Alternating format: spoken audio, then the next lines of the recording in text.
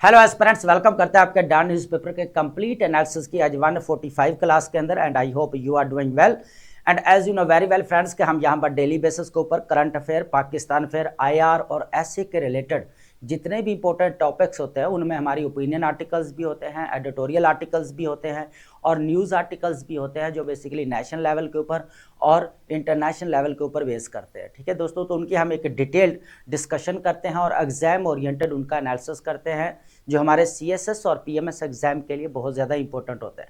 तो फ्रेंड्स, जो हमारे डान न्यूज़पेपर का एनालिसिस रहने वाला है फॉर द होल ईयर रहेगा 2026, इसके अंदर जितनी भी इंपॉर्टेंट डेवलपमेंट्स होते हुए नजर आ रही हैं, जो नेशनल लेवल के ऊपर हो, चाहे रीजनल लेवल के ऊपर हो, चाहे ग्लोबल लेवल के ऊपर हो, उनको हम डेली बेसिस के ऊपर यहाँ पर कवर कर रहे हैं। ठीक है, जो जितने भी एस्पायरेंट्स हैं वो अपने सीएसएस 2027 के लिए और जितने भी हमारे पीएमएस एस्पायरेंट्स हैं, केपीके के हैं, बलूचिस्तान के हैं, सिंध के हैं, पंजाब के हैं, तो वो भी अपनी यहाँ पर न्यू डेवलपमेंट्स को यहाँ कवर कर सकते हैं। तो अपने यहाँ पर नोट्स मेकिंग लाजमी करते जाइएगा, ये बहुत इंपॉर्टेंट चीज़ है दोस्तों। ठीक है, लेकिन इसके अलावा दोस्तों अगर आपको लगता है कि हमारे लेक्चर आपकी हेल्प करते हैं तो बी ऑनेस्ट होकर लाइक, कमेंट एंड शेयर लाजमी किया करें दोस्तों। ठीक है, चलते हैं अपने टॉपिक्स की तरफ। आज हमारे पास काफ़ी इंपॉर्टेंट ओपिनियन आर्टिकल्स भी रहने वाले हैं दोस्तों, इनको वन बाय वन जो है यहाँ पर डिस्कस करेंगे। लेकिन उससे पहले एक इंपॉर्टेंट स्टेटमेंट है जिसको हम डिकोड करते हैं। जिस तरह हमें आज दुनिया के अंदर एक वॉर एंड कॉन्फ्लिक्ट का सिलसिला जो है वो नजर आ रहा है। ठीक है, तो यहाँ पर एक इंपॉर्टेंट स्टेटमेंट है, उसको डिकोड करेंगे और ये ऐसे के हमारा सीएसएस ऐसे या पीएमएस ऐसे के पॉइंट ऑफ व्यू से भी इंपॉर्टेंट है। The more you sweat and peace the less you bleed in war. कहा यह जा रहा है कि अगर आप अमन के दौरान मेहनत करते हैं, प्रेपरेशन अच्छी करते हैं, तो जब जंग स्टार्ट होती है तो उसके अंदर जो खून रेजी होती है वो कम होती है। कहा यह जा रहा है कि अगर आप अच्छे वक्त में अच्छी मेहनत करते हैं, प्रेपरेशन करते हैं और बुरे वक्त के लिए आप तैयारी करते हैं और जब आपका बुरा वक्त आता है तो उसमें आपको कम नुकसान उठाना पड़ता है, कहा यह जा रहा है। अब हम इंडिविजुअल लेवल के ऊपर इसको अंडरस्टैंड करने की कोशिश करते हैं। फॉर एग्जाम्पल आप कर रहे हैं यहाँ पर आप सीएसएस और पीएमएस की प्रेपरेशन। ठीक है, अब कुछ एस्पिरेंट्स ऐसे भी हैं जो 30-40% के ऊपर भी जाकर एग्जाम देते हैं। कुछ कहते हैं कि आप 50% होगी है, 60% होगी है, तो आप मुझे एग्जाम देना चाहिए। ठीक है, अब 30-40% वाले ने कम प्रेपरेशन की, कम यहाँ पर एफर्ट की, तो उसको यहाँ पर ज्यादा नुकसान उठाना पड़ेगा। ठीक है, लेकिन अगर यहाँ पर जो है 60% वाले या 50+% वाले जो प्रेपरेशन के साथ एग्जाम देते हैं, ठीक है, तो उनको जो है कम नुकसान उठाना पड़ता है। ठीक है, तो अगर जो 30-40 वाले अगर एग्जाम को पास कर भी लें तो एलोकेशन कंप्रोमाइज हो जाती है, क्योंकि एलोकेशन में मेरिट बनता है आपका, मार्क्स अच्छे आने चाहिए। ठीक है, देन आपको जो डिजायर्ड ग्रुप भी मिलेगा।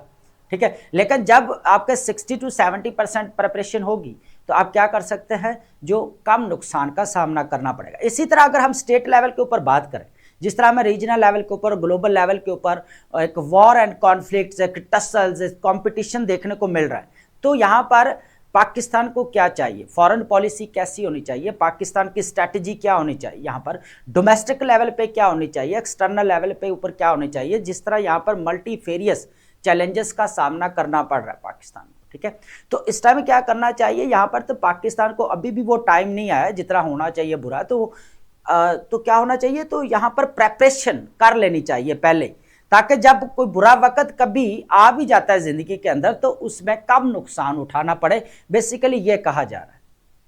ठीक है दोस्तों, तो अब चलते हैं अपने ओपिनियन आर्टिकल्स की तरफ। आज हमारे पास काफी इंपॉर्टेंट ओपिनियन आर्टिकल्स रहने वाले हैं दोस्तों, इसको वन बाय वन डिस्कस करते हैं। सबसे पहले जो हमारे पास ओपिनियन रहेगी आवर माइनिंग सेक्टर। लेकिन यहां पर एक और चीज बताना चाहूंगा, हम ऑलरेडी मिनरल डिप्लोमेसी के ऊपर डिस्कशन कर चुके हैं और ये आज की जो हमारी ओपिनियन आर्टिकल्स है इसके अंदर टोटली अगर देखा जाए तो पाकिस्तान की रैंकिंग शो की गई है, जो ह्यूमन डेवलपमेंट से भी ज्यादा हमें देखने को मिल रही है। तो ये काफी इंपॉर्टेंट है, इसके अंदर जो रैंकिंग है वो आप लाजमी या तो नोट डाउन कर लें या स्क्रीनशॉट लाजमी लीजिएगा। और इसके अंदर देखने वाले हैं कि अभी भी उसका जो जीडीपी शेयर है वो कम है।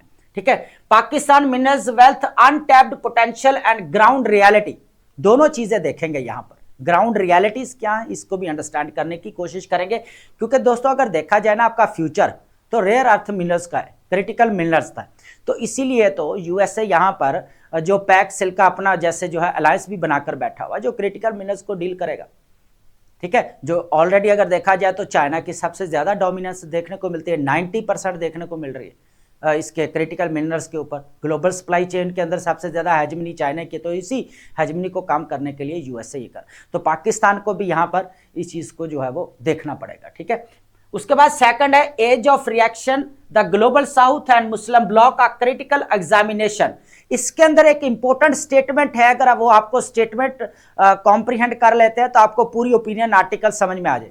वो कहता है कि the reactionary politics and repressive state nationalism dominant.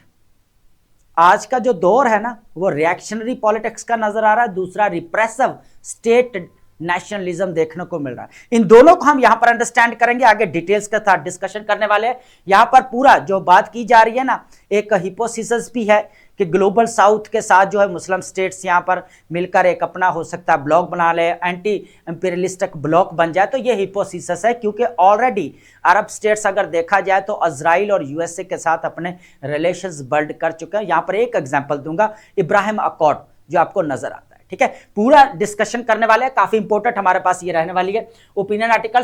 Third हमारे पास है USA Iran to continue talks of a significant progress, USA Iran nuclear talks, diplomacy under pressure.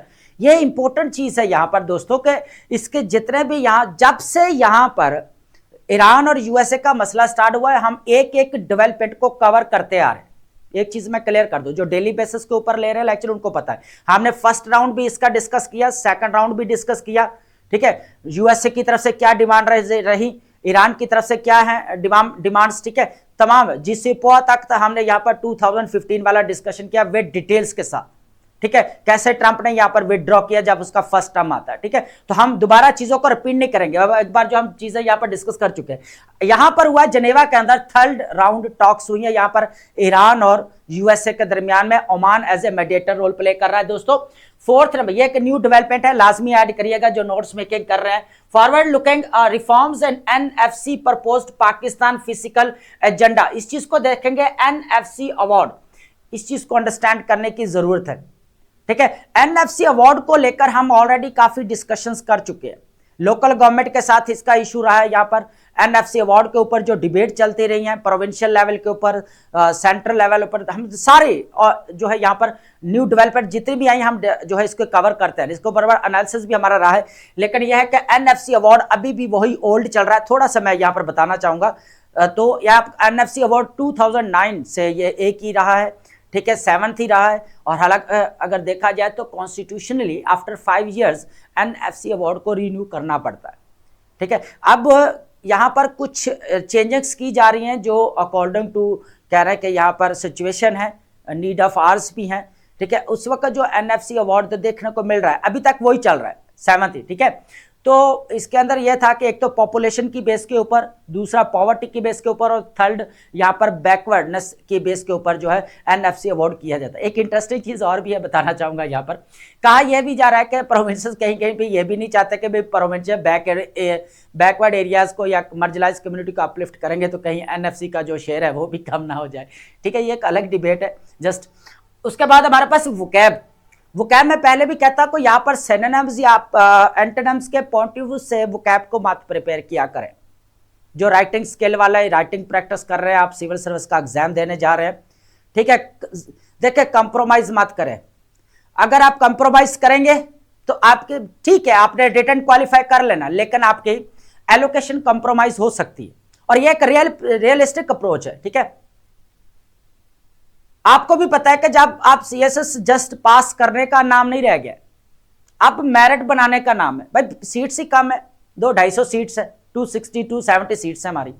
ठीक है, तो अगर देखा जाए तो उसके लिए आपको यहां पर क्या करना पड़ेगा, अपनी बेस्ट स्ट्रैटेजीज बनानी पड़ेगी। तो अपनी राइटिंग स्किल के अंदर जो है ना वो बेस्ट स्ट्रैटेजीज में से एक है कि आप अपने राइटिंग स्किल को इंप्रूव करें और वोकैब बैंक बनाएं, ताकि आप रेलिवेंट जो है यहाँ पर टॉपिक के टर्मिनोलॉजीज और जॉर्गन्स को यूज कर सके। जब आपके पास वोकैब बैंक होगा ना पीछे, तो बहुत सारी वोकैब होगी, तो आप इजीली जो है चीज़ों को जो है डील कर सकते हैं, अपना एक्सप्रेशन ठीक कर सकते हैं, अपना डिस्कोर्स जो कोहेरेंस का मसला आ रहा है, रेपिटेशन ऑफ वर्ड्स आ रहा है, रेपिटेशन ऑफ आइडियाज़ आ रहा है, इन तमाम मसाइल से हट जो है वो आप जो निकल आएंगे बाहर, बच जाएंगे।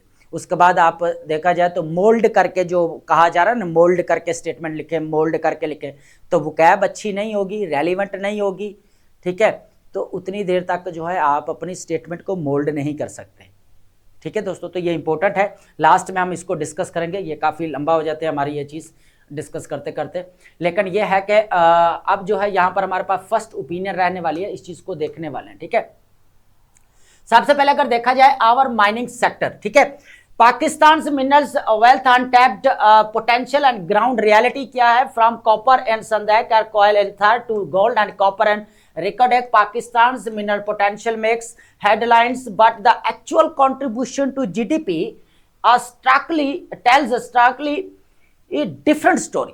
वो कह रहा है कि ये हेडलाइंस में तो हमें बहुत ज्यादा इसकी पोटेंशियल देखने को मिल रही है मिनरल्स की, लेकिन अगर ग्राउंड रियलिटी में देखा जाए तो वो हमें कुछ और स्टोरी देखने को मिल रही है। फॉर एग्जाम्पल कैसे, यहां पर इससे अंडरस्टैंड करने की कोशिश करते हैं, अभी जो है सारी चीज आपको समझ में आ जाएगी, ठीक है। अब माइनिंग एंड क्वायरिंग का क्या मतलब, क्वायरिंग का मतलब होता है जमीन से जो मादनियात निकालने के अमल को बोला जाता है, basically a sector and decline, जिस तरह यहाँ पर डिक्लाइन होते हुए नजर आ रहा है। अब सबसे पहले अगर देखा जाए, डिस्पाइट रिच जियोलॉजिकल एंडोमेंट्स, इतनी नेमत होने के बावजूद भी नेचुरल रिसोर्सेज की अभी मसला कहाँ पे आ रहा, माइनिंग और क्वायरिंग पे आ रहा, वो मार्जिनलाइज्ड हैं, उनको मॉडर्नाइज नहीं किया गया, जिसकी वजह से फिर क्या हो रहा है यहाँ पर 2 to 3 जो है यहाँ पर % जीडीपी शेयर देखने को मिल रहा है, इतना डाउन है। अगर ये पोटेंशियल बहुत ज़्यादा देखने को मिल रही है हेडलाइंस में, लेकिन यहाँ पर शेयर कितना इतना हमें देखने को मिल रहा है, उसकी रीज़न है यहाँ पर, ठीक है। उसके बाद है पास्ट क्वार्टर सेंचुरी से देखने को मिल रहा है यहाँ पर the sector has declined continuously 4 year consecutive, लगातार 4 सालों से डिक्लाइन होते जा रहा है, ठीक है। तो इंपॉर्टेंट चीज है यहाँ पर, अब यहाँ पर देखा जाए तो 2.1% शेयर ऑफ द जीडीपी देखने को मिल रहा है। Mining enquiring at the current prices देखा जाए फिजिकल ईयर 2025, और अगर देखा जाए टोटल जीडीपी कितना है हमारे पास, 407 बिलियन डॉलर है, और उसमें से कितना हमें देखने को मिल रहा है माइनिंग का, 8.6 बिलियन डॉलर देखने को मिल रहे हैं, ठीक है।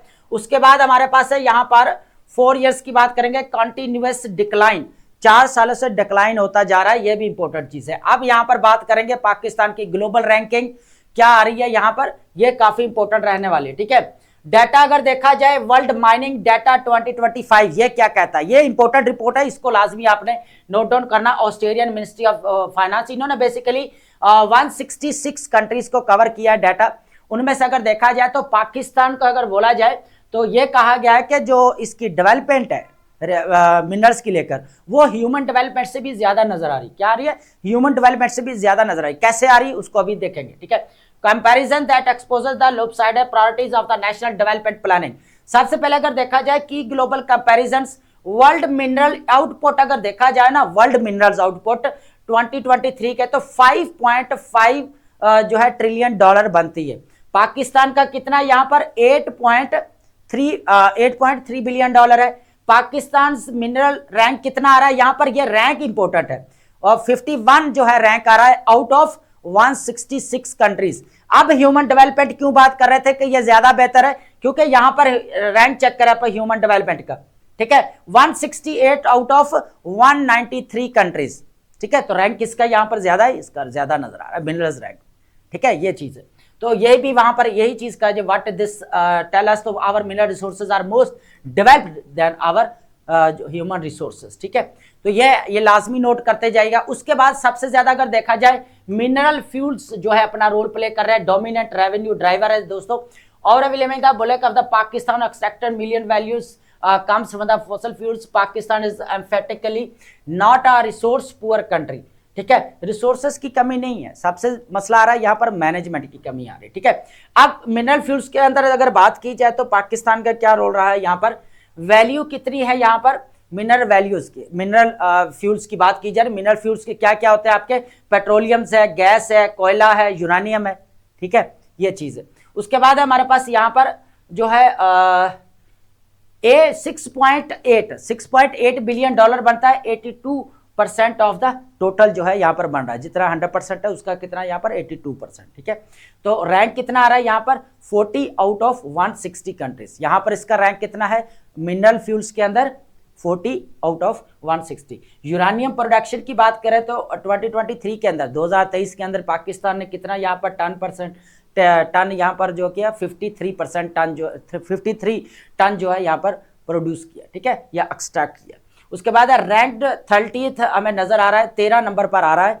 तो ओनली 15 प्रोड्यूसर्स कितने हैं यहाँ पर यूरानियम के 15 है, उनमें से 13 पर आ रहा है। यूएसए की बात की जाए तो सिर्फ जो है अगर बात की जाए जस्ट कह लें कि 23 टन यहाँ पर एक्सट्रैक्ट किया है। लेकिन यह पर जो यूरानियम का जो इकोनॉमिक सर्वे ऑफ पाकिस्तान है 21 मिनरल की लिस्ट आउट कर दिया गया है। उसके बाद है ग्लोबल कॉन्टेक्स्ट, ये अच्छी बात है, कुछ चीजें ऐसा करनी भी पड़ती हैं सम टाइम।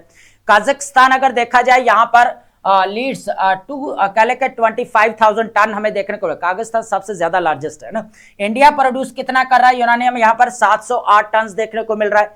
उसके बाद यूरानियम पावर्स है, ग्रीन्स है, लो कॉस्ट इलेक्ट्रिसिटी हमें देखने को मिल रही है, न्यूक्लियर रिएक्टर के अंदर जो है यूज किए जाते हैं, ठीक है दोस्तों।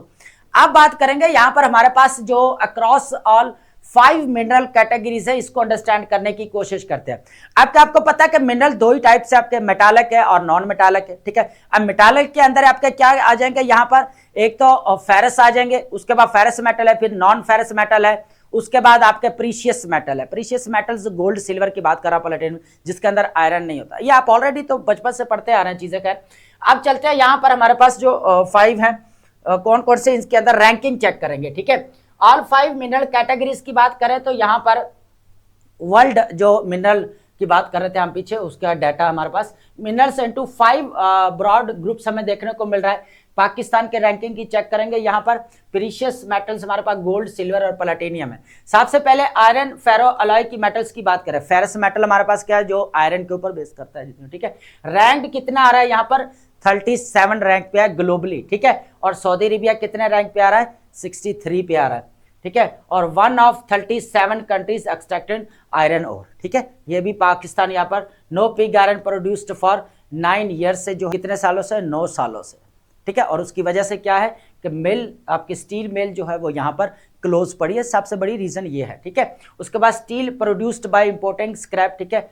अब स्टील जो है वो सारा स्क्रैप जो है इंपोर्ट करते हैं, ये भी प्रॉब्लम है। Pending precious foreign exchanges. उसके बाद है यहाँ पर नॉन फेरस, जो नॉन मेटल्स है, जो आयरन के बगैर है, तो कॉपर है आपका, एल्यूमिनियम है, तो ये सारे उसके अंदर आ जाएंगे। रैंक क्या आ रहा है पाकिस्तान का 58 आ रहा है, विद वैल्यू ऑफ कितनी है, 271 मिलियन, $271 मिलियन हमें देखने को मिल रही है in 2023।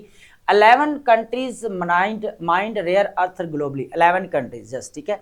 China dominate 66.2%, Myanmar 14.8%, USA 10.8%। Bauxite हमें देखने को मिल रहा है यहाँ पर जो एक्सपोर्टेड रॉ रैंक्ड 26 नंबर पर आ रहा है, ठीक है। इंडस्ट्रियल मिनरल्स हमारे पास जो जिप्सन वगैरह और ये बारेट देखने को मिल रहा है, रैंक्ड कितना आ रहा है, 28 देखने को मिल रहा है ग्लोबली। वैल्यू कितनी है इसकी, $605 मिलियन। बारेट हमें देखने को मिल रहा है 11th नंबर पर है, फ्लैट्स पर है, उसके बाद 15 नंबर पर है, फ्लोर्स पर है हमारे पास कितना है यहाँ पर 16 नंबर पर है। जिप्सम जो है पाकिस्तान 19, रॉक सॉल्ट की अगर बात की जाए 17 नंबर पर है। Pakistan holds second largest rock salt deposit in world yet limited value addition, ठीक है।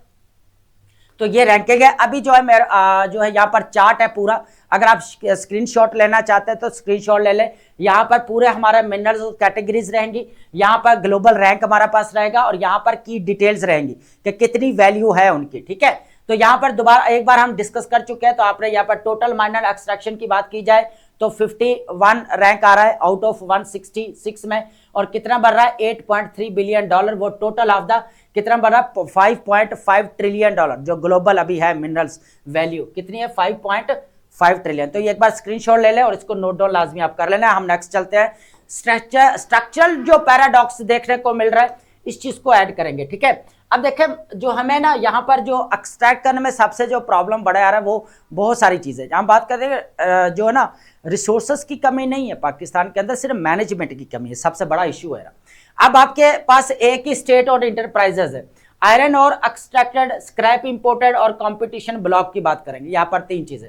अब आपके पास एक ही स्टेट और इंटरप्राइजेस थी स्टील मिल, वो भी आपकी शट डाउन पर कह ले ऑलमोस्ट 9 ईयर्स, ठीक है, 9 साल हो गए इस तरह शट डाउन पड़ी है उसके। और वो अगर देखा जाए तो सबसे ज़्यादा जो हमें यहाँ पर खसारा में अभी देखने को मिल रही, ठीक है। तो अगर जिस तरह हमें यहाँ पर मिनरल्स देखने को मिल रहे हैं, रिच रिसोर्सेज की बात करते हैं ना कि रिसोर्सेज बहुत ज़्यादा है लेकिन मैनेजमेंट नहीं है। तो सबसे बड़ा प्रॉब्लम यही आ रहा है कि एक स्टील मिल आपके पास केस स्टडी रहेगा, मोर देन इनफ है, ठीक है। अब हम चलेंगे यहाँ पर पाथ फॉरवर्ड्स की बात करेंगे। कुछ अपॉर्चुनिटीज हो सकती हैं, कुछ हमारे पास हार्ड ट्रुथ हो सकते हैं, तो ये लाजमी जो है आपने अंडरस्टैंड कर। सबसे पहले rare earth exploration driven by foreign investment could multiply non ferrous output manifold, ठीक है। अब औरों को जिस तरह अपॉर्चुनिटी, जिस तरह यहाँ पर यूएसए के साथ डील हुई, पाकिस्तान की बलूचिस्तान से मिनरल्स एक्सट्रैक्ट करने की चाइना के साथ ऑलरेडी चल रही है। वैल्यू एडिशन, रॉक सॉल्ट के अंदर वैल्यू ऐड की जाए, moving beyond the crude sex to premium products, uranium exploration for green and low cost nuclear electricity, new exploration for existing and emerging prized minerals. उसके बाद hard truth क्या है जी, rare earth. यहाँ पर एक last statement है, वो सारी यहाँ पर चीजें कवर कर लेगी, आप यहाँ पर चीजें समझ सकते हैं, ठीक है सारी। तो rare earth extraction does not automatically lead to the prosperity. सिर्फ रेयर अर्थ मिनरल से ही प्रॉस्पिरिटी इंश्योर नहीं होगी। Several producing Nations remain under developed, बहुत सारे पैदा कर रहे हैं लेकिन अंडर डेवलप्ड अभी। ह्यूमन डेवलपमेंट रैंक आप देख ले पाकिस्तान का 168 पर खड़ा है। तो इंपॉर्टेंट क्या चीज है, लास्ट स्टेटमेंट का मैंने बोला था, the true path to development lies in the human resource development not mineral alone, ठीक है। सिर्फ मिनरल्स अकेले कुछ नहीं करेंगे जितनी देर तक आप ह्यूमन कैपिटल के ऊपर इन्वेस्टमेंट नहीं करेंगे। इंपॉर्टेंट चीज ये है यहाँ पर, जिस तरह यहाँ पर पॉपुलेशन बढ़ती जा रही है, अनएम्प्लॉयमेंट रेट बढ़ता जा रहा है, पॉलिटिकल स्टेबिलिटी देखने को मिल रही है, उसके बाद यहाँ पर वुमेन एम्पावरमेंट देखने को नहीं मिल रही, ठीक है। उसके बाद यहाँ पर जो है वो कह ले कि यूथ बल्ज बढ़ता जा रहा है। तो ह्यूमन कैपिटल के ऊपर यहाँ पर इन्वेस्टमेंट करने की ज़रूरत है, ह्यूमन डेवलपमेंट के ऊपर इन्वेस्टमेंट करने की ज़रूरत है, ठीक है, ताकि इसको डेमोग्राफिक डिविडेंड्स के अंदर कन्वर्ट किया जा सके। ये इंपॉर्टेंट चीज़ है, अकेले मिनरल्स भी कुछ नहीं कर सकते, ये चीज़ कही जा रही है, ठीक है। Age of reaction, the global south and Muslim bloc का critical examination right next are the myth of the anti imperialist bloc. इस चीज को यहां पर देखने वाले हैं, ठीक है, काफी इंपॉर्टेंट हमारा रहने वाला है। लेकिन उससे पहले मैंने एक स्टेटमेंट बोली थी, वो उसको पहले अंडरस्टैंड कर ले ताकि पूरी आपको ओपिनियन आर्टिकल यहां पर अंडरस्टैंड हो जाएगी, आप उसको कॉम्प्रिहेंड कर सकते हैं। वो स्टेटमेंट ये थी कि reactionary politics and repressive state nationalism dominate. सबसे पहले ये देखें कि रिएक्शनरी पॉलिटिक्स क्या होती है। Reactionary politics is related to right wing, जो हमें नजर आते हैं ना, राइट विंग, जो अभी ट्रंप की हमें जो गवर्नमेंट देखने को मिल रही है, ठीक है, यूएसए के अंदर, उसको बोला। इस तरह यूरोपियन कंट्रीज के अंदर भी राइट विंग है। अब राइट विंग के अगर फीचर्स की बात की जाए तो मेन कैरेक्टरिस्टिक्स क्या होते हैं इसके, एक तो कंजर्वेटिव होते हैं, ओल्ड ट्रेडिशंस के ऊपर ज़्यादा फोकस रखते हैं, ठीक है, वही पुरानी रवायात के ऊपर। एंटी इमिग्रेशन आप कह सकते हैं इसको, प्रोटेक्शनिज्म कह सकते हैं, नेशनलिज्म कह सकते हैं, सबसे ज़्यादा नेशनल इंटरेस्ट को सामने रखते हैं, ठीक है। उसके बाद यहाँ पर आप एंटी ग्लोबलाइजेशन भी आप इनको कह सकते हैं यहाँ पर, ठीक है। ये चीज़ हमें देखने को मिल रही है। अब रिएक्शनरी पॉलिटिक्स वही है जो हम यहाँ पर एक कंजर्वेटिव है, वही ओल्ड ट्रेडिशंस के ऊपर बेस करते हुए नजर आ रही, वही पुराने जो हथकंडे इस्तेमाल किए जा रहे हैं, ठीक है। अब यहाँ पर एक छोटी सी एग्जांपल लेंगे, देन हम यहाँ पर स्टार्ट करेंगे, दोबारा वो चीज़ यहाँ पर सामने आ जाएगी, ठीक है। अब आपके सामने यहाँ पर नरेंद्र मोदी वाला जो केस हमें जो देखने को मिल रहा है 2002 के अंदर गुजरात के अंदर जो हुआ, ठीक है। उसके बाद यहाँ पर बात करेंगे रिप्रेसिव स्टेट नेशनलिज्म की बात करते हैं। अब एक और भी एग्जांपल लेंगे, यहाँ पर जो रिएक्शनरी पॉलिटिक्स हमें अफगानिस्तान के अंदर देखने को मिल सकती है, जहाँ पर वुमेन एजुकेशन के ऊपर पाबंदी लगते हुए नजर आ रही है, वही ऑल ट्रेडिशंस हमें देखने को मिल रहे हैं सारे चीज़ों के ऊपर, ठीक है, जिस तरह यहाँ पर दबाव डाला जा रहा है। तो रिप्रेसिव स्टेट नेशनलिज्म का मतलब होता है जो जबराना, जो हमें यहाँ पर स्टेट के अंदर सियासत देखने को मिलती है। जिस तरह हमें यहाँ पर अभी हमने बात की थी बुचर ऑफ गुजरात जो कहा जाता है, यहाँ पर नरेंद्र मोदी, उन्होंने क्या था 2002 के अंदर जिस तरह हमें यहाँ पर नस्ल कशी देखने को मिली, जिस तरह दबाया जाता है, ठीक है, इसको बोला जाता है रिप्रेसिव स्टेट नेशनलिज्म, ठीक है। सब जो नेशनल इंटरेस्ट को सबसे ज्यादा प्रायोरिटी पे रखा जाता है। मैकियावेली भी तो यही करता है कि प्रिंस को जो मर्जी करना पड़े चाहे, लेकिन नेशनल इंटरेस्ट को सबसे पहले सामने रखना पड़ेगा, ठीक है। यही चीज हमें यहाँ पर देखने को मिल रही है, रिप्रेसिव स्टेट नेशनलिज्म और उसके बाद रिएक्शनरी पॉलिटिक्स हमें। अब रिएक्शनरी पॉलिटिक्स एक जगह पे नहीं देखने को मिल रही है, हालांकि वही रिएक्शनरी पॉलिटिक्स अगर ट्रंप जिस तरह यहाँ पर कह लें कि या इजराइल जिस तरह पैलेस्टाइन के अंदर जेनोसाइड करता हुआ नजर आ रहा है, लेकिन आप उसको रिएक्शनरी पॉलिटिक्स बोलेंगे ना जायनिज्म जो है अपने आप को एक्सपैंड कर रहा है इसराइल। लेकिन दूसरी साइड यहाँ पर जो हमें मुस्लिम वर्ल्ड भी नजर आता है एट द सेम टाइम जो इसराइल के साथ अपने रिलेशंस को बिल्ड कर रहा है। सबसे बड़ी एग्जांपल क्या है यहाँ पर, मैं इसको यहाँ पर एनालिसिस करता हूँ लेकिन थोड़ा सा आपको समझाने के लिए बता देता हूँ कि अब्राहम अकॉर्ड जो यहाँ पर साइन किया गया, इसराइल के साथ रिलेशन देखने को मिल रहा है। I2 और U2 जो साइन किया गया 2022 के अंदर, 2022 के अंदर जो साइन किया गया, ठीक है, उसके अंदर क्या था, इंडिया, इजराइल, UAE और USA भी था। उसके बाद IMEC जो कॉरिडोर बनाया गया 2023 के अंदर, ठीक है, G20 ने, वो किसके यहाँ पर रिएक्शन में बनाया, BR प्रोजेक्ट, तो उसके अंदर UAE भी है और साथ में जो कनेक्टिविटी हो रही है वो इजराइल के साथ हो रही है। उसके बाद सबसे बड़ी एग्जांपल लें, सोमालीलैंड के अंदर क्या हो रहा है, उसको एज ए इंडिपेंडेंट स्टेट किसने कंसीडर किया, इजराइल ने किया। लेकिन UAE की सबसे ज्यादा इन्वेस्टमेंट हमें सोमालीलैंड के अंदर देखने को मिलती है पोर्ट्स के ऊपर, ठीक है, जो बाबुल मंदीब के पास हमें नजर आती है। एक साइड पे हमें गल्फ ऑफ एडन देखने को मिल रहा है, दूसरी साइड हमें रेड सी देखने को मिल सकता है, ठीक है। तो ये हम अगर देखा जाए तो जो हम ये बात कर रहे थे ना मुस्लिम ब्लॉक और ग्लोबल साउथ के, मुस्लिम ब्लॉक जितने भी वो ग्लोबल साउथ की बात कर रहे हैं जो चाइना वगैरह के साथ मिलकर जो है कह लें कि USA या इजराइल या इंडिया का मुकाबला कर सकते हैं, तो ये बेसिकली कहा जाए तो ऐसा नहीं है, ऐसा हो ही नहीं सकता, क्योंकि ऑलरेडी अगर देखा जाए तो इस्लामिक वर्ल्ड जितने भी है मुस्लिम स्टेट्स वो हमें यहाँ पर BOPI के मेंबर बनते हुए नजर आ रहे हैं। तो एक अगर रिप्रेसिव स्टेट नेशनलिज्म है तो यहां पर क्या किया जा रहा है, वो तो उनके साथ है। तो फिर इसलिए जो है ना ये बात जो की जा रही है ना myth of anti imperialist block, तो ये पॉसिबल नहीं है, क्योंकि ऑलरेडी अगर देखा जाए तो इजराइल के साथ भी रिलेशंस बिल्ड हो रहे हैं एक साइड पर, और दूसरी साइड USA के साथ भी हो रहे हैं। और अगर देखा जाए तो इंडिया एक साइड इजराइल के रिलेशन भी बिल्ड कर रहा है, गल्फ स्टेट्स के साथ भी कर रहा है रिलेशन बिल्ड, ठीक है। तो ये यहां पर आई होप कि आपने अंडरस्टैंड किया होगा। अब हम यहां पर जो है आइडियोलॉजी को अंडरस्टैंड करने की कोशिश करते हैं, ठीक है। अब रिएक्शनरी पॉलिटिक्स आप यहां पर एग्जांपल्स है, आप समझते जाएंगे, ठीक है। अब अगर देखें तो यहां पर हिंदुत्व और उसके बाद ज़ायनिस्ट अलायंस की बात की जाए तो ये अभी आपको पता है कि नरेंद्र मोदी ने इजराइल का विजिट किया, और एक साइड पे तो अफरा तफरी का आलम है, उसके बाद देखा जाए आपके सामने यूक्रेन रशिया का मामला है, उसके बाद ग्रेटर इजराइल और इजराइल एक्सपेंशन की जो हुकाबी ने यहाँ पर स्टेटमेंट दी, मुस्लिम वर्ल्ड ने उसको काफ़ी क्रिटिसाइज किया, कंडेम किया। दूसरी तरफ वेनेजुला वाला केस है, ग्रीनलैंड वाला, पैलेस्टाइन वाला सबसे बड़ा है, उसके बाद सबसे बड़ा ईरान और USA का भी कॉन्फ्लिक्ट चल रहा है यहाँ पर। तो इस दौरान उसके बाद हेक्सोगॉन जो अलायंस बनाए जाने की बात की जा रही थी इजराइल की तरफ से, ये भी एक इंपॉर्टेंट चीज़ है, ठीक है। तो अब क्या है, अंडा मोनिकर अगर देखा जाए तो बुचर ऑफ द, जो इनको नेम दिया गया, लकब जो दिया गया, ठीक है, उसकी बात, butcher of Gujarat for the presiding over anti Muslim programmes as a chief minister and 2002 his visit to Tel Aviv is a deliberate. ये वो चीज आ गई ना, अब वही बात है कि हमें देखने को मिल रही है कि जो यहाँ पर ओपोजिशन थी कांग्रेस के, यहाँ पर यह भी कहा गया था कि 2007 के अंदर यहाँ पर डांस करते हुए भी मोदी हमें नजर आते हैं, 2017 की बात कर रहे हैं। अब जो रिलेशंस बिल्ड हुआ ना, होना शुरू हुआ ना इजराइल के, वो यहाँ पर कह लें कि आफ्टर 1992 के बाद देखने को मिले डिप्लोमेटिक रिलेशंस की बात।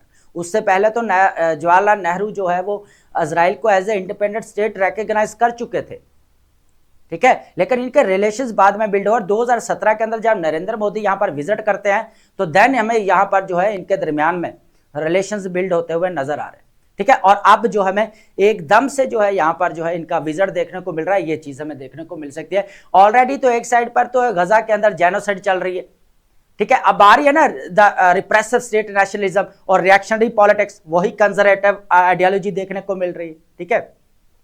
एक तरफ ज़ायनिस्ट अपने आप को बढ़ाने की कोशिश कर रहे हैं रिलीजन की बेस के ऊपर, एक यहाँ पर जो है वो हमें ट्रंप की तरफ से भी देखने को मिल रहा है। जिस तरह यहाँ पर एक बार ट्रंप ने, लास्ट टाइम हम डिस्कशन कर रहे थे, उन्होंने नाइजीरिया के हवाले से कहा था कि अगर टेररिस्ट ग्रुप्स क्रिश्चियंस के ऊपर अटैक करते हैं तो हम यहाँ पर ओपन फायर के साथ एंट्री मारेंगे, ठीक है। तो ये हम ऑलरेडी इसके ऊपर काफी डिस्कशंस करते रहे, ठीक है। उसके बाद सीमेंटिंग फैनेटिकल क्रीड्स की बात करते थे, alliance between Hindutva and Zionism is now formalised at the state level, to ethno nationalist, हमें दोनों नेशनलिस्ट देखने को मिल रहा है। Projects reinforcing one and others legitimacy on the world stage. अब एक और स्टेटमेंट भी देखने को मिल रही है भाई,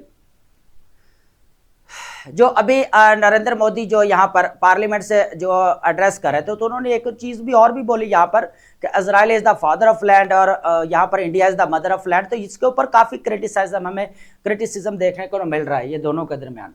तो अब देखा जाए तो रिप्रेसिव स्टेट नेशनलिज्म और रिएक्शनरी पॉलिटिक्स हमें देखने को मिल रही है दोस्तों। अब बात वहां तक ही नहीं जा रही, अब global reactionary the Christian right Trumpism की बात करेंगे, यहाँ पर मिलेनियरियन विजन की बात करेंगे। मिलेनियरियन विजन क्या होता है कि हजारों साल से वही चलता आ रहा है और दोबारा इनकलाब लाने की कोशिश की जा रही है, लेकिन इनकलाब जो है वो कह ले कि विद पीस के साथ नहीं लाया जा रहा, बल्कि कह ले बाई फोर्स लाया जा रहा है, ठीक है। और उसको क्या यहाँ पर टोटलिटेरियन मीन्स हम कह सकते हैं, यहाँ पर वायलेंट मीन्स हम कह सकते हैं। जिस तरह वेनेजुला वाला केस आपके सामने ही है, ग्रीनलैंड वाला भी सामने है, इस तरह ईरान वाला केस भी आपके सामने है। Trumpism now is the entrenched grassroots phenomena like to outlive Trump himself. Europe for right की बात की जा रही है, secular and religious right wing movement and run right across the continent and fair mongering, जहां पर जो है खौफ फैलाया जा रहा है। फेयर मॉन्गरिंग का मतलब क्या है, खौफ फैलाया जाना, ठीक है। About the cultural invasion by immigrants, के जहां पर जो बाहर वाला जीनोफोबिया आप कह सकते हैं कि बाहर वाला आके क्या कर रहा है, यहाँ पर जो है वो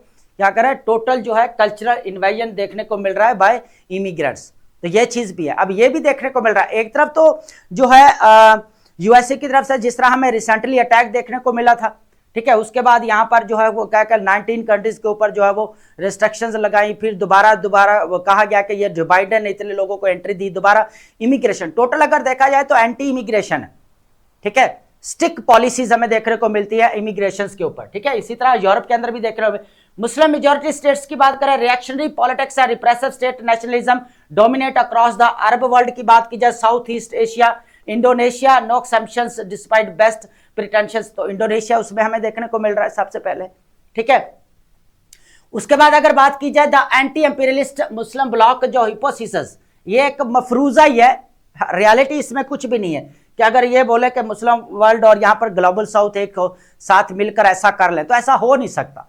उसके पीछे ये रीजन है कि अरब स्टेट ऑलरेडी इजराइल के साथ जो है नॉर्मलाइजेशन कर चुके हैं, ठीक है। यूएसए के साथ अपने रिलेशंस जो है वो ऑलरेडी बिल्ड कर चुके हैं, बोपी के मेंबर बन चुके हैं, इंडिया के साथ उनके रिलेशंस चल रहे हैं। तो भाई ऐसा पॉसिबल नहीं है, लेकिन फिर भी है, चलो हम यहाँ पर आर्गूमेंट को देख लेते हैं। The anti imperialist Muslims block hypothesis है यहाँ पर नेशनल मुस्लिम ब्लॉक का along side of broader global south could resist US, Israel and India access. China provides a superpower backing both as a military counterweight and a partner for new global order. उसका Pakistan successful use of Chinese made aircraft against India's French fleet, जो हमें अभी AI war देखने को मिली है, जो मई के अंदर 2025 की बात कर रहे हैं, जो पाकिस्तान और इंडिया के दरमियान में ग्लोबल ऑर्डर, ठीक है। उसके बाद growing Pakistan Saudi defence agreement हमें देखने को मिल रहा है, आर्म्स एक्सपोर्ट प्रेजेंट कर रहा है। ये अब देखें जो आप कह रहे हैं यहाँ पर जो है वो हिपोथेसिस है, मींस ये जितना भी है एंटी इंपीरियलिस्ट मुस्लिम ब्लॉक बन सकता है, ग्लोबल साउथ के साथ मिलकर जो स्टैंड कर सकते हैं, लेकिन स्टैंड करने वाली तो बात ही दूर है ना। ऑलरेडी इजराइल के साथ अरब स्टेट के रिलेशन से मिल रहे हैं, बोपी आपका ऑलरेडी बनाया जा चुका है, जहां पर जितने भी अरब स्टेट है वो यहाँ पर उसके मेंबर बन चुके हैं। उसके बाद इंडिया के साथ ऑलरेडी रिलेशंस देखने को मिल सकते हैं दोस्तों, ठीक है। अब बात करेंगे यहाँ पर काउंटर एविडेंस क्या है, इस चीज को यहां पर अंडरस्टैंड करने की कोशिश करेंगे। देखिए इसके अंदर ना बोपी की बात की गई, बोर्ड ऑफ पीस जो है यहां पर, और उसके बाद जो पाकिस्तान ने यहां पर मिनरल्स और क्रिप्टो के जो यहां पर जो साइन किया है पाकिस्तान ने यूएसए के साथ, क्रिटिकल मिनरल्स को लेकर डील हुई है, यहां पर क्रिप्टो को लेकर जो है यहां पर डील हुई पाकिस्तान की। बोपी का ऑलरेडी आपका जो बनाया गया, इसका अरब स्टेट आपके सारे यहां पर उसके मेंबर बन चुके हैं, पाकिस्तान भी उसके अंदर इंक्लूड है। गल्फ इंडिया इजराइल बिजनेस की बात की जाए, gulf states happily call India strategic partner. The UAE boasts annual bilateral trade with Israel. अगर बात की जाए तो कितना है, $3 बिलियन देखने को मिल रही है इजराइल और UAE दोनों। हालांकि एक तरफ पैलेस्टाइन वाला मसला भी चल रहा है, दूसरी तरफ ईरान वाला भी चल रहा है, लेकिन यहाँ पर ट्रेड भी चल रही है। तो यहाँ पर आप कैसे बोलेंगे कि ये एंटी इंपीरियलिस्टिक ब्लॉक बन सकता है, तो ऐसा नहीं है, ठीक है। अबंडेंट अलाइज वेनेजुला क्यूबा की अगर बात की जाए, मदुरो को यहाँ पर जो है वो अरेस्ट किया गया, जो ठीक है अभी न्यूयॉर्क जेल में है। उसके बाद अगर देखा जाए क्यूबा के देखा जाए तो क्यूबा ने क्या किया, जब 2005 के अंदर आज़ाद कश्मीर के अंदर क्या था, बहुत ज़्यादा बड़ा जल्जला आता है, तो यहाँ पर अपने डॉक्टर्स को भेजता है, डॉक्टर्स की टीम्स को भेजता है, लेकिन आज वो अंडर प्रेशर है, लेकिन कोई भी जो है यहाँ पर बात नहीं। उसको तो छोड़ो, चलो दूर है, यहाँ पर पैलेस्टाइन को लेकर ईरान के मामले में जो है यहाँ पर जो डिप्लोमेटिक रिलेशंस के ऊपर बात करें, तो ये चीजें यहाँ पर हैं काफी, ये हमारे पास काउंटर एविडेंस है जो हम बात कर रहे थे, ठीक है। अब डीप स्ट्रक्चर और रियलिटी अगर बात की जाए तो अभी वही चीजें बार बार हमें देखने को मिल रही है। राइट विंग वाले ऑलरेडी जो आपको पता है कंजर्वेटेड है, रिलीजियस आइडियोलॉजी हमें ज्यादा देखने को मिल रही है यहाँ पर, हिंदुत्व, उसके बाद ज़ायनिस्ट अगर बात की, Christian right axis is the most prominent embodiment of this global movement, but Pakistan, other Muslim countries and most of the world states are anything but bastions of the anti imperialism, ठीक है। उसके बाद है यहाँ पर बिल्कुल जी, ये जो है ना उसके अगेंस्ट या दीवार नहीं बन सकते, कुछ भी यहाँ पर नहीं हो सकता, क्योंकि ऑलरेडी उनके साथ रिलेशंस बिल्ड हो चुके हैं। रिलीजियस राइट एट होम है, द अफगान अगर देखा जाए, घर में देखा जाए तो यहाँ पर पास अफगानिस्तान नजर आ रहा है। अफगानिस्तान रेस्ट्रिक्शंस हमें देखने को मिल रही है, again disasters consequences of state pattern militant Islamism, the religious right remains deeply influential in Pakistan, तो ये भी हम देख रहे हैं। अब वहां पर एजुकेशन जो है रिस्ट्रिक्शन देखने को मिल रही है विमेंस के ऊपर, तो बहुत सारे और भी मसले मसाइल है उधर, ठीक है। उसके बाद है कैपिटल यूनिवर्सल प्रिटेंशंस की बात करें, मनी टॉक्स, जो पैसा बोलता है, वो क्या कहा जा रहा है कि पैसा जो है ना बुराई जो है ना वो कहते हैं ना बुरे लोगों के ऐब को भी छुपा देता है, तो यही चीज हमें देखने को मिल रही है। तो एक तो हमें जिस तरह न्यू लिबरल ग्लोबलाइजेशन की वजह से जो इनइक्वालिटी हुई है, एक तरफ तो उसको छुपाया जा रहा है, ठीक है, ये मामला है, ये है। दूसरा अगर देखा जाए तो यूनिवर्सल डिमांड्स कैपिटल, जो यहाँ पर जो हमें यूनिवर्सल कैपिटल जो डिमांड नजर आ रही है, वो भी यहाँ पर जो है वो उसको भी छुपाने की बात की जा रही है। उसके पीछे रीजन क्या है? अब ये मामला क्या है कि इसकी वजह से जो इनइक्वालिटी यहाँ पर क्रिएट हुई, क्या हुई? यहाँ पर इनइक्वालिटी क्रिएट हुई, ग्लोबलाइजेशन की न्यू लिबरल जो ऑर्डर यहाँ पर आपका इंट्रोड्यूस करवाया गया है, हमने ये पहले भी इसके ऊपर काफी डिस्कशन की, क्या ये बाकी पुअर कंट्रीज के लिए करवाया गया? नहीं भाई, वो पहले नेशनल इंटरेस्ट उनके सामने, उनके लिए। अब ग्लोबलाइजेशन किसका लीड करता मॉडल है? यूएसए का लीड करता मॉडल है, ठीक है। अब वही जो है ग्लोबलाइजेशन के अंदर चेंजिंग्स लेकर आ रहा है, उसको दोबारा रीशेप कर रहा है, ट्रांसफॉर्मेशन हो रही है, ठीक है। यही चीज हमें देख रहा है। अब ये चीजें छुपाने के लिए क्या कर रहे हैं यहाँ पर, और जो हथकंडे जो है यूज किए जा रहे हैं, ताकि पूरा जो असल मैटर से जो है वो पूरा क्या है यहाँ पर हट जाए लोग, ठीक है, ये चीज है।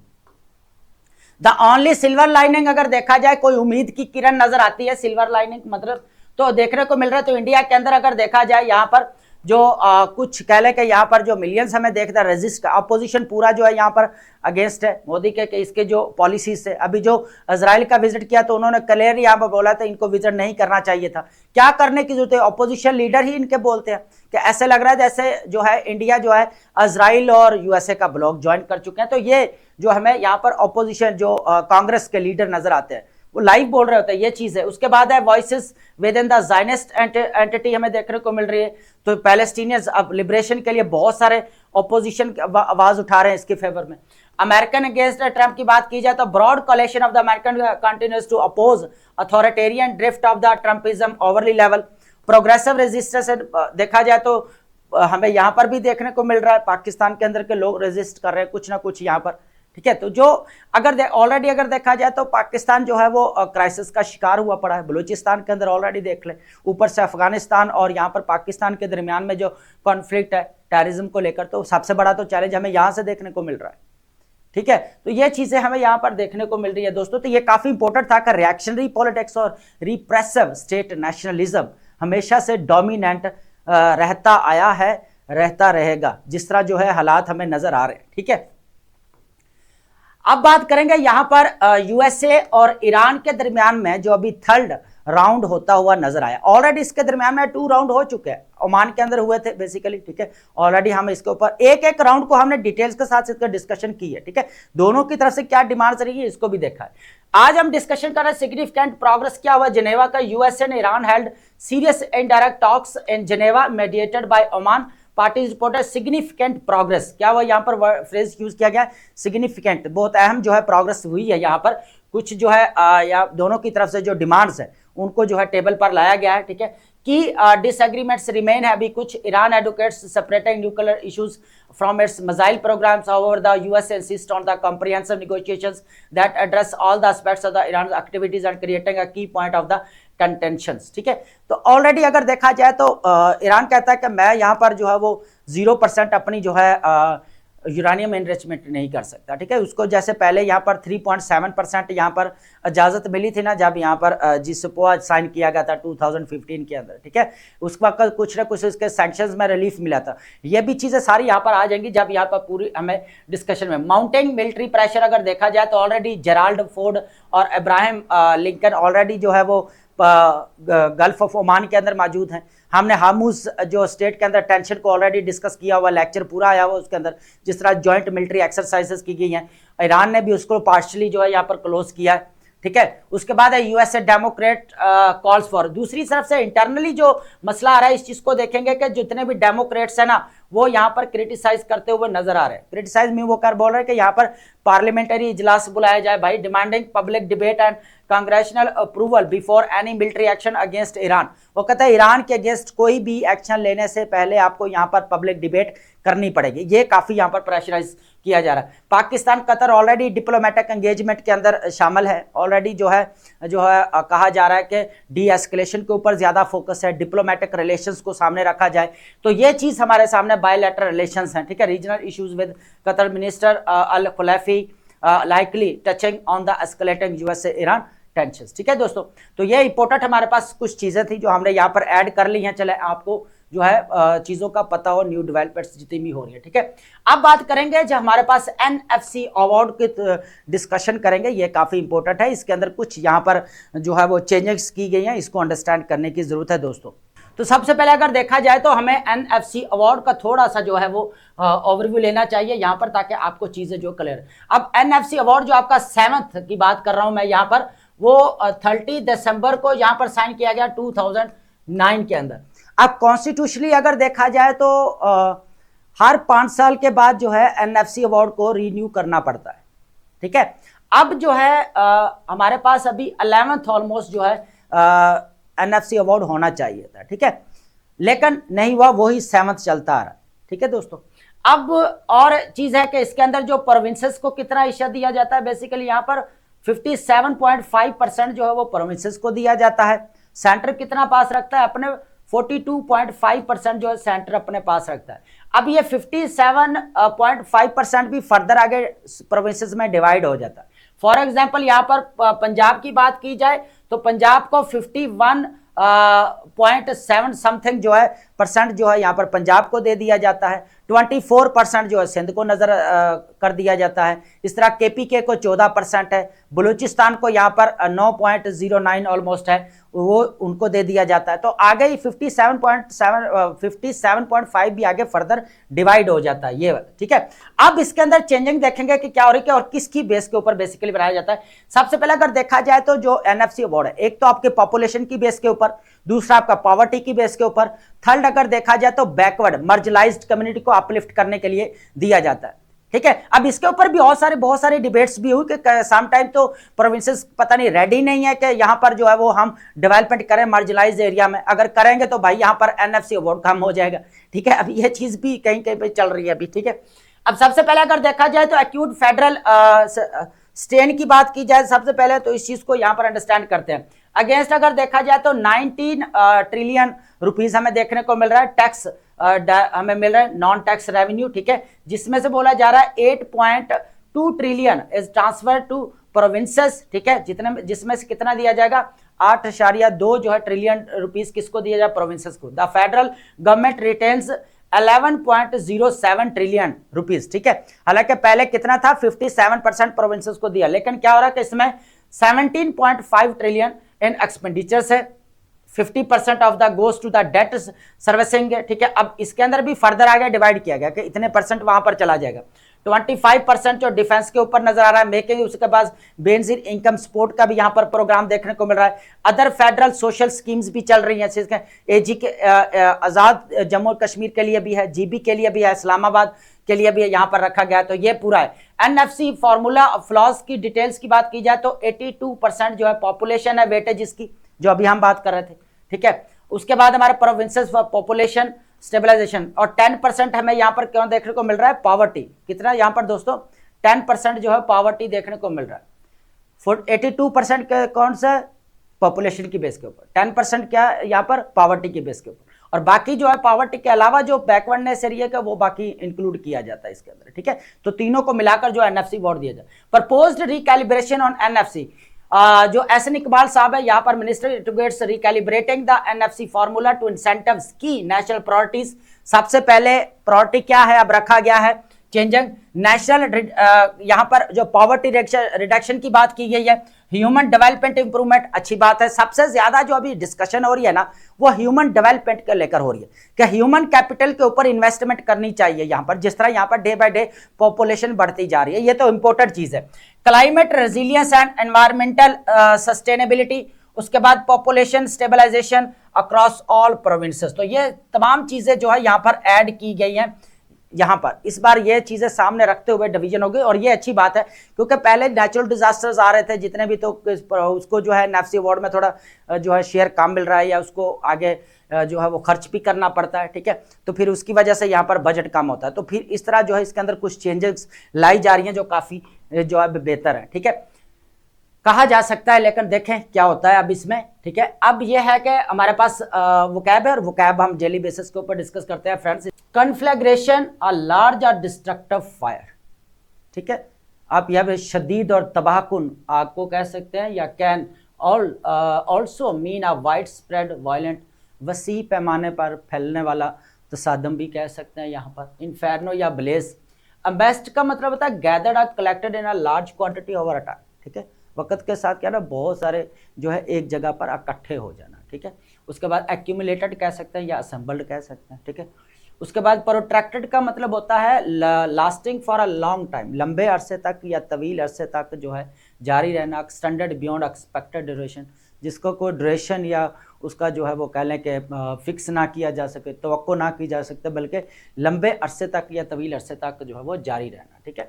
प्रोलॉन्ग या एक्सटेंडेड। क्वेरिंग का मतलब होता है यहाँ पर the process of extracting stone minerals materials from the earth, जमीन से बेसिकली जो स्टोन या मिनरल्स या मेटल्स निकालने के अमल को बोला जाता है, ठीक है। एवैक्यूएशन या माइनिंग कह सकते हैं आप। मिन्स्क्यूल का मतलब होता है एक्सट्रीमली स्मॉल, बहुत छोटा, टाइनी आप कह सकते हैं इसको, माइक्रोस्कोपिक, ठीक है। उसके बाद हमारे पास है इंडोर्ड। इंडोर्ड का मतलब क्या होता है यहाँ पर बेसिकली नॉम जो है इसको बोला जाता है नेमत से नवाजा गया जो यहाँ पर बेसिकली, ठीक है। Provided are gifted with quality ability या रिसोर्सेज, गिफ्टेड या ब्लेस्ड। मॉनिकर, मॉनिकर का मतलब है नेम और nick name given to a person, जिस तरह बुचर ऑफ गुजरात जो बोला जाता है यहाँ पर मोदी को बोला जाता है 2002 के अंदर जो हुआ, ठीक है। तो यहाँ पर क्या मॉनिकर, किसी को नाम दे देना, उर्फ नेम, उर्फ जो होता है उसका नेम, ठीक है, या लकब भी कह देता है, निक नेम या उसके बाद फैनेटिकल का मतलब होता है एक्सट्रीमली डिवोटेड, ऑब्सेस्ड, ऑफन इरैशनली, इंतहा पसंद को भी बोल सकते हैं, हद से ज्यादा जो है, ठीक है, एक्सट्रीमिस्ट या ऑब्सेसिव आप कह सकते हैं। फेयर मॉन्गरिंग का मतलब होता है deliberately spreading fear to influence opinion, ठीक है। यहाँ पर क्या करना, पब्लिक ओपिनियन को चेंज करने के लिए या उनको इन्फ्लुएंस करने के लिए खौफ को बेसिकली यहाँ पर क्या करना, फैलाना, ठीक है, उसको बोला जाता है।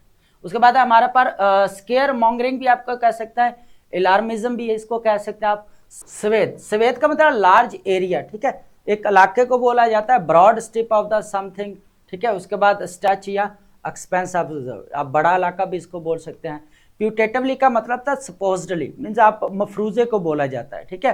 सपोज्डली या एलिजिडली आप इसको कह सकते हैं। उसके बाद है बुलवाक। बुलवाक का मतलब क्या होता है बेसिकली दोस्तों, यहाँ पर ऑलरेडी हम इसको काफी टाइम पहले भी डिस्कस कर चुके हैं। स्ट्रॉन्ग डिफेंस के लिए बोला जाता है, प्रोटेक्टिव बैरियर्स या शील्ड या सेफगार्ड को बोला जाता है। महफूज दफा भी आप इसको कह सकते हैं। लैंग्वेज का मतलब तो suffer ah, weaken ah, remain in unpleasant conditions for a long, लंबे अरसे तक जो है वो कह लें कि एक ऐसी हालात में रहें जहाँ पर आप कमज़ोर पड़ते हुए नज़र आते हैं, ठीक है। डिटोरिएट या डिक्लाइन, आस्ता आस्ता जो है वो कह लें कि तबाही की तरफ जाना। इनमिटेबल का मतलब होता है इम्पॉसिबल टू कॉपी, या जिसको कॉपी ना किया जा सके, ठीक है, जिसकी नकल ना उतारी जा सके। यूनिक और मैचलेस।